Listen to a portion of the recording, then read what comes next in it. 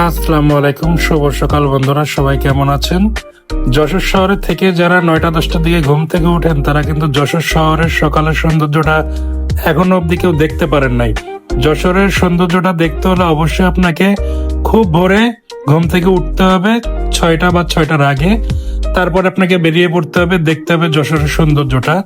আজকে সকালে কিন্তু প্রচুর পরিমাণে কুয়াশা এবং ঠান্ডা পড়েছিল।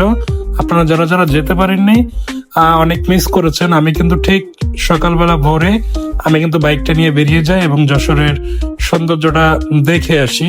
আপনারা যারা যারা এখনো অব্দি দেখতে পারেন নাই বা সকালে ঘুম থেকে উঠতে পারেন না, দয়া করে আজকের এই ভিডিওটা দেখার পরে অবশ্যই ঘুম থেকে উঠবেন। আশা করি অবশ্যই একটু ঘুরে আসবেন। যশোর শহরে ডিসি কোর্টে যেতে পারেন, পৌর পার্কে যেতে পারেন।